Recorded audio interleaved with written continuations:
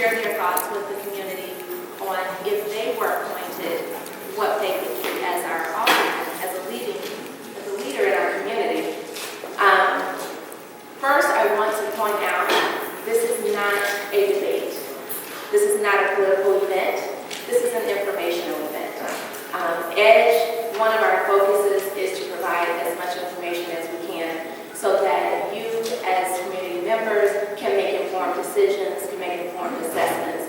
So what we've asked the applicants to do is just help us make informed decisions by giving us information. I also wanted to address the process, in case some of you are unfamiliar, if you haven't been following the news, how this is going to work. So Sandy Jackson resigned. Mayor Emanuel will do a special appointment. What he has done is set up a process of application where candidates have to meet certain requirements. A committee will evaluate those applications and provide him with their top choices, and then I assume a recommendation. Upon that, he will make a decision. So again, this is not a debate. We obviously are not able to vote during this round, but we thought this was a great opportunity for as many candidates to get in front of you as we will be voting in 2 years. So with that, I'm going to introduce Sharon. She is going to manage the meeting, the process. We will be taking questions. If you have questions, we've provided some cards in the back. Write your question on the card and turn it face down so that we know that's a question to be asked. So without further delay, I'm going to let Sharon take over, and thank you so much for coming. Good evening, ladies and gentlemen, and community members and stakeholders. It is such a pleasure to have you here this evening, and thank you very much for what I consider our honored guest.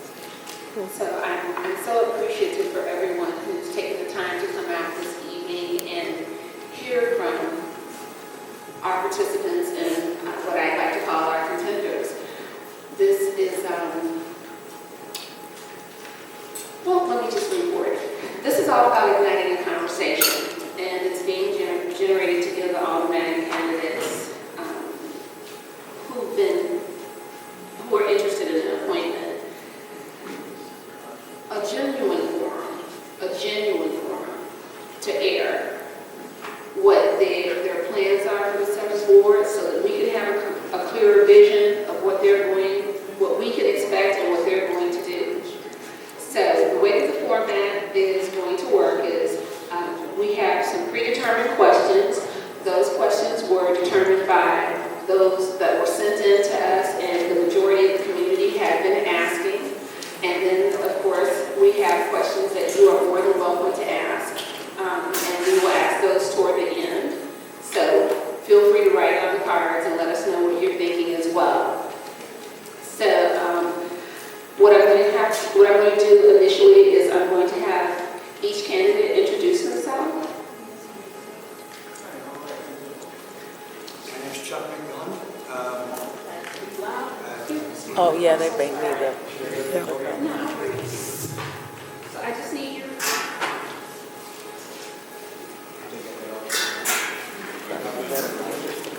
Yeah, you probably should. Yeah. Hi, my name's Chuck McMillan. Live in the 7th Ward over on Saginaw by 78, just around the corner from here.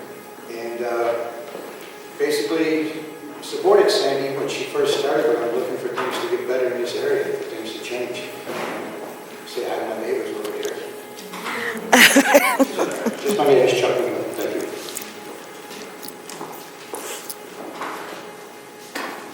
Good evening. My name is Flora Digby. I am a resident of the 7th Ward, and I am also a commissioner with the Special Services Area 49. I want to thank you for coming out today, and I want to thank you for giving us an opportunity to talk to you and to also understand what some of your concerns are. Thank you.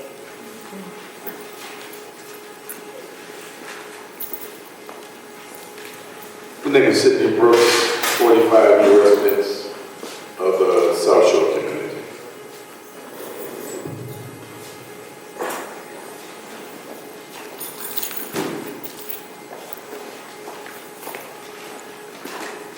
evening, everyone. My name is Carlos Maxwell. It's so good to see so many of you all coming out and braving the cold weather.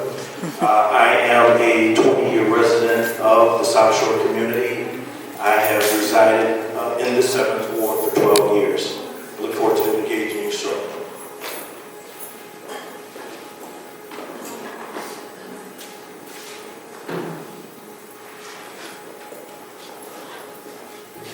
Good evening, my name is Lionell Martin.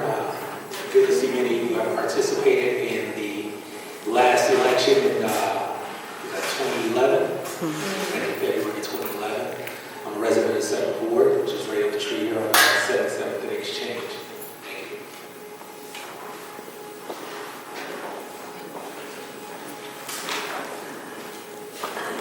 you. Okay, the questions are going to be asked in no particular order of our candidates who are sitting here. So, our first question I am going to propose to Mr. Martin, and I am actually going to give the question from the back and let the candidates come up to the front to answer the question. Okay, so you'll be able to take the podium.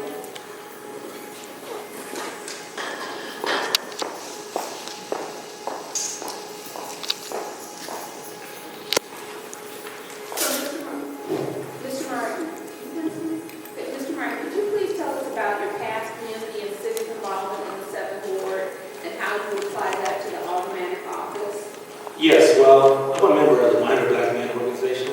Not sure if you're familiar with that. Where we mentor many young boys and we teach them to become productive men. I do that at several other schools here throughout the 7th Ward, and we do that over at Chicago State University, where we mentor these young men. I've also, there's a couple transitioning homes here in the 7th Ward, where I teach continuing education to these men who are trying to re-enter into the world, as I would call it. During my candidacy, when I ran for office the first time, we held coat drives for needy families here throughout the ward. But something I want to share with you is, up and down Exchange, there's a lot of prostitutes over there. I live right there where they're always getting busted, right down the corner of 77th and Exchange. One morning I came out of my house and there was a prostitute turning a trick in my backyard when I was getting my car in the garage. And she comes to me and she called me Mayor, because I ran in the last election. So she was like, Mayor, I know, this doesn't look good, and I haven't made, I've made some mistakes in my life, but I'm not a bad person. So she and I had a conversation later that evening when I came home. And would you believe I was able to get that young lady off these streets, and she is yet to return. So that's something I feel that I uphold to the most. Because I feel like if I can affect one person's life, I feel like I've achieved a lot. Thank you for that. The next question for you is, the 7th Ward and the 4th District have gone through an unsettling change with the crime and violence being perpetrated on its community members and in some cases the very police who serve here. How do you plan to address the policing strategies and work within the boundaries of the staff we already have? That's an excellent question.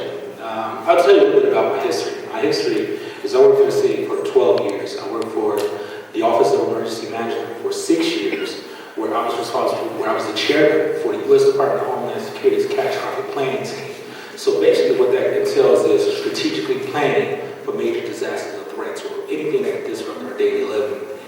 I put together a strategic plan how we can best utilize the officers that we have, because it doesn't look like we're going to be able to hire any additional officers. However, we have to strategically use the ones that we have. And the ward is actually in 2 precincts. It's in the 4th District and the 3rd District. Mm-hmm. So north of 75th, you're in the 3rd District, and south of 75th, you're in the 4th District. However, I have a strategic plan, which I shared with many of the residents when I ran the first time. And, it kind of illustrates exactly how we can best utilize the officers we have, and how we can best deploy, and how we can actually overcome some of this criminal activities that we've been plagued with. Before I end that, I just want to say, I live on a block where I'm the only resident that lives on a block.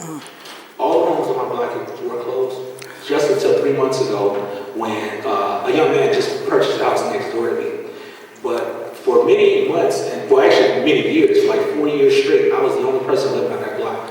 My home has been burglarized, my vehicle's been burglarized, and I've been a victim of this here. So the thing is, it's like, in order for me to put my strategic plan in place, I have to be in that position in order to do it. And whoever gets the appointment, I'm willing to work with them. If I don't get the appointment, I'm willing to work with whoever gets it to share what my plan is, because that is what my background is in. And lastly, can you share with us what your views are for the Lakeside Expansion Project and how you would collaborate with our neighboring aldermen to bring that into fruition? Yes, well, that's probably one of the big milestones that we have here in the 7th Ward. We need to keep that project moving forward. It's a big project, and you have to have someone who has business savvy, who can actually go in there and orchestrate the deals and do what it's going to take to actually get that project going.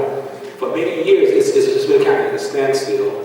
And right now, I feel like we need to keep that project going, because that's what's going to bring the jobs into our communities, where residents are able to go and apply for not just construction jobs, which I heard the former alderman speak of.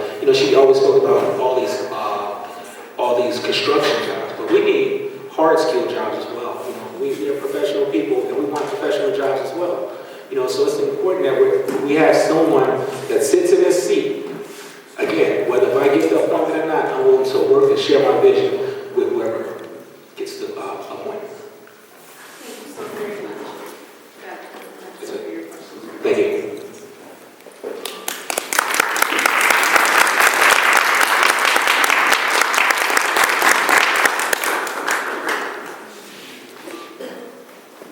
Ladies and gentlemen, we have some more contenders who have come into the room, so we're going to give them a chance to introduce themselves so that you will know who is here. So, Ms. Henry, if you could just come up and introduce yourself. Please go right to the microphone.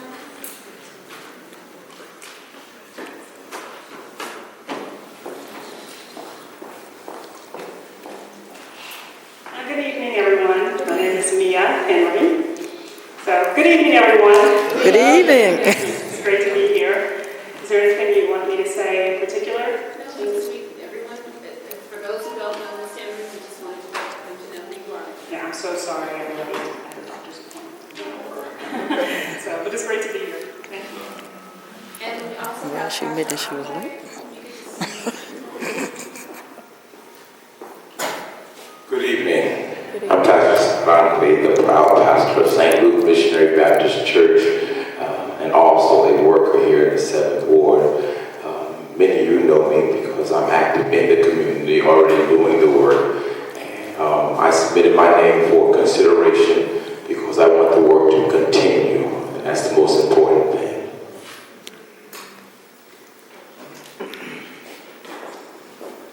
And we have Stephen, I hope I pronounced this correct, with DeJoie. I've heard worse, I've heard that sounds exactly. I promise I'll never get it wrong after this.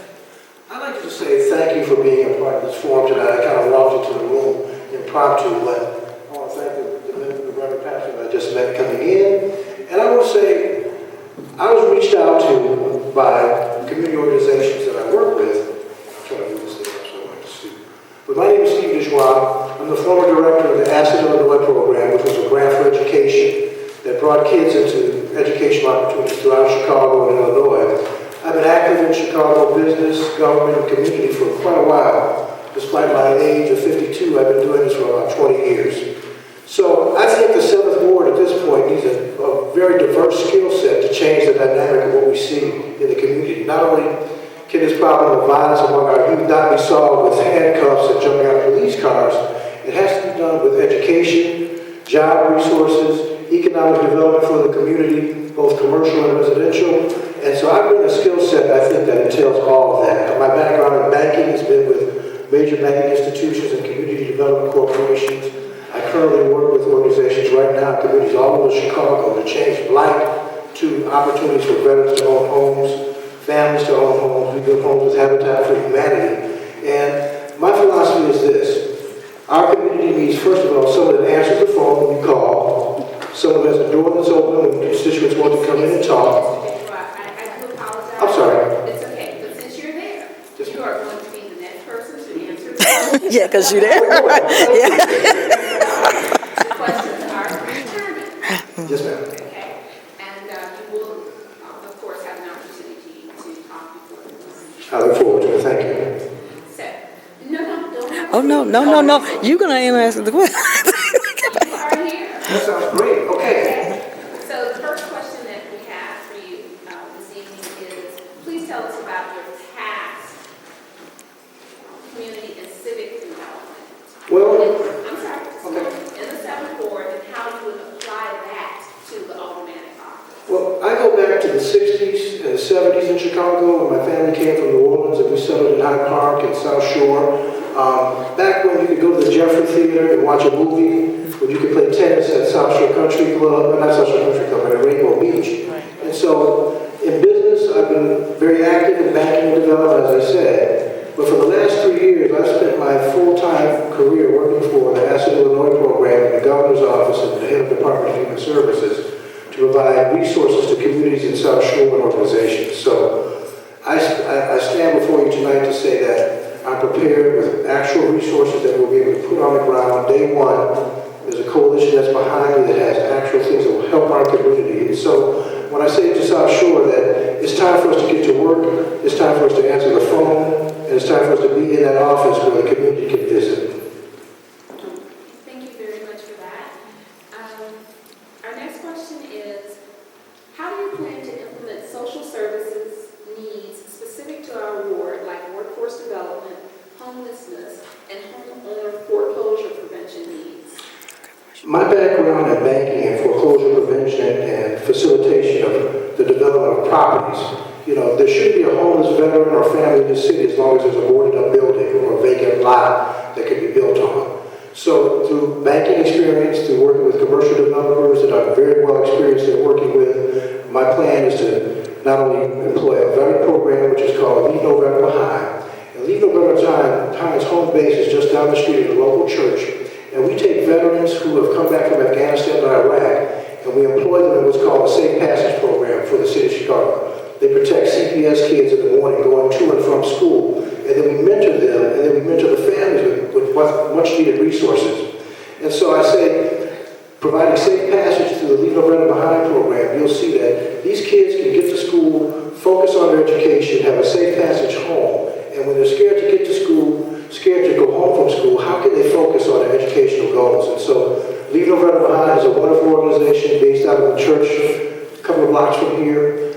My plan is for workforce development, and what we do with our veterans is they make a $10 an hour salary for 40 hours a week, and it's a transitional program, but as we prepare them with their 20-hour armed and unarmed security certificate, that allows them to go to work for permanent businesses to provide security for banks. And so we transition them from temporary employment to self-sufficiency. And that's our goal, to provide jobs in construction, in housing, and redevelopment. The thing is, when you're building in South Shore, the residents should be employed from South Shore. There should be workers coming from Indiana and outside of the community to work on projects that are rebuilding this community. And so that's my philosophy. And there's a lot of work to be done in this community, and enough to employ everyone. Thank you so very much for that. How do you propose, if you are selected as a candidate, to accomplish your agenda in 2 years? Well, I've been asked that quite a bit since I threw my hat in the ring. And one thing I can say is my goal is not to be a career politician, so let's just get that right there. This is a chance for the next 2 years for whoever's appointed to this position to dig in and change the dynamic of this community, not to become a 20-year politician, but rather an advocate for change in our community. And if 2 years is all we're allotted, in that 2 years I plan to change this community and go back to the banking business or the business that I chose when I got out of college. But I don't think we should be looking at this as a career choice. It's an opportunity. It's not a job. It's an opportunity. So it's a 7-day, 24-hour, 365-day-a-year position. And those 2 years will be well spent. One of the things that I've been talking to people about in the community is not only just being present and being there to answer the phones, but providing mobile medical services that travel throughout the community that do testing for HIV, diabetes, obesity, blood pressure. I've got mobile food truck pantries that will come in and provide food for constituents, and then opportunity for kids to take that aggression and move it into vocation. Not everyone might go to college, but you can go and find a trade, and that trade will enable you to feed your family. And that's, I think, a more important objective than everyone's saying you got to be a doctor or lawyer. We need to have tradesmen. We need to have people doing things constructively in this community to build it. And that's my plan. Thank you so very much, sir. Yes, ma'am. Thank you so much for your time tonight.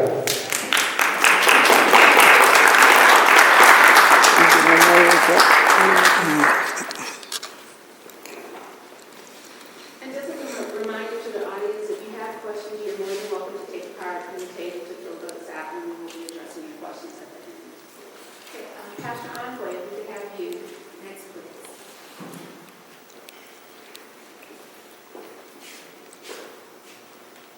And I'd like you all to please know that you don't have to feel rushed in the answers or your questions. You have about 15 minutes each.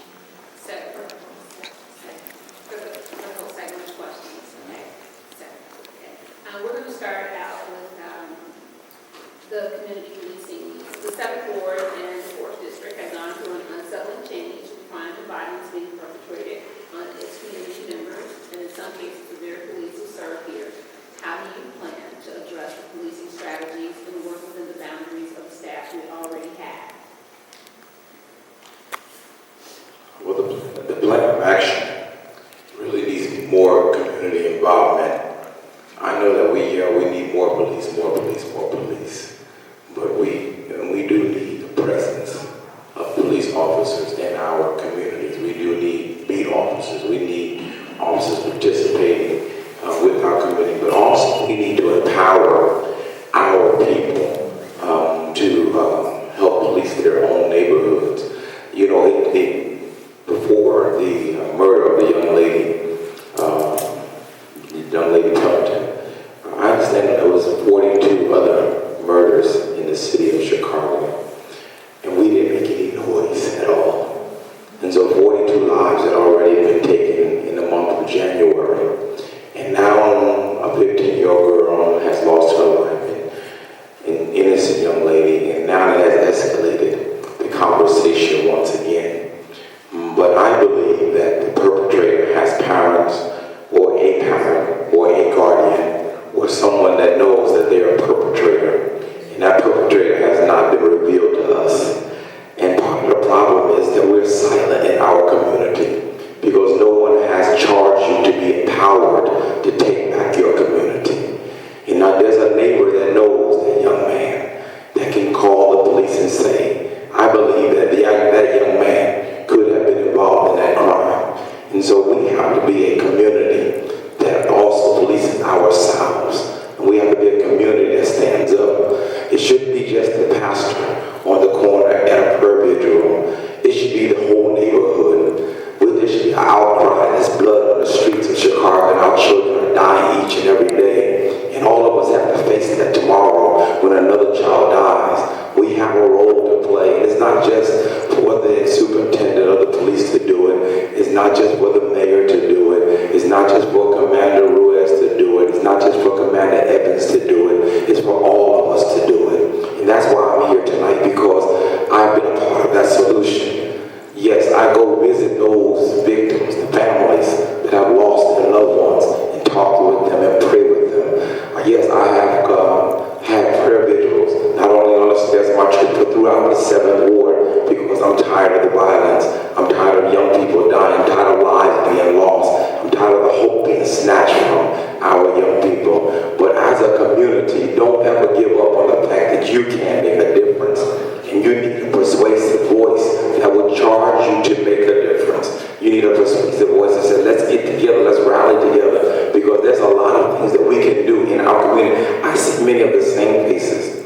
I'm going to be honest, the same faces that are active in this ward. I go from meeting to meeting, council meeting, and it's the same few people that are active in that community. And that's the sad thing, because there's 60,000 residents in this 7th Ward. There's 27,000 of them that are registered to vote, and only 8,000 actually cast votes for the last automatic election. That's sad.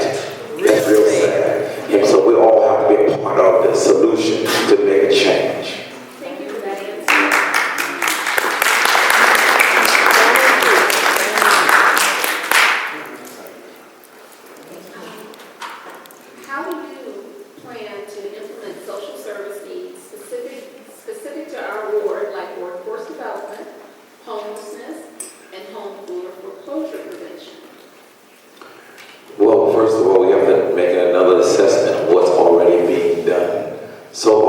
we forget that a lot of stuff is already available to us, and we have not tapped into the resources that are there.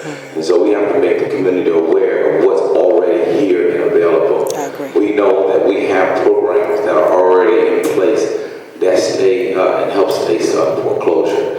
We know that there has been an attack on community services because of lack of budget resources. So we have to know how to get those budget resources back in our community so that we can make sure that we're providing the healthcare services that our community needs. Many times there's a lack of knowledge why we don't use the resources that we actually already have in our community. And so what we have to do is bring exposure to what we have. And then after we see if there is a deficit, then we improve on what we have. And so the first thing that you would do is to look at what you have before you start saying, we need this or that. Because we very well may already have it in place. Okay, Pastor Onque, can you speak to, as a follow-up to that question, there are not very many social service agencies in the 7th Ward as a whole. So for those social service agencies that need to be placed, what is your plan for bringing those social service agencies? Because you spoke to what we need in the community. We all understand that we have a need, but we need to know how that's going to be implemented by the aldermanic office. I would love to say that the alderman on day one would have a magic wand and just wave it, and all the things that we wish we had came to place. But again, it goes back to empowering people. If you ever cry out that you need, believe me, you're not going to get. We have not because we ask not. And we have to learn how to ask for the services that we need. Too often, again, it's the same faces. And no one ever makes a cry that we need before we allow anybody to close down a clinic. We should have had some petition, somebody picking that area saying that we're not going to allow you to close down a service that we need. We know that we need mental health clinics in our community. It's no secret that we have a mental health issue in our community, but we allow them to close down all of the mental health services in the 7th Ward. You have to go all the way to Jackson Park just to get some mental health services. There should have been an outcry long before we had a deficiency. So again, I'm about empowering people. If I bring anything to the table, I can charge you to go out right now and we can make a difference as a community, because I know that as an alderman, you still have to deal with what you have as a budget. As an alderman, you still have to deal with the cards you've been dealt. And believe me, there's nobody on this panel that's going to be able to come and wave a magic wand to you and get everything you're going to need. What you're going to need is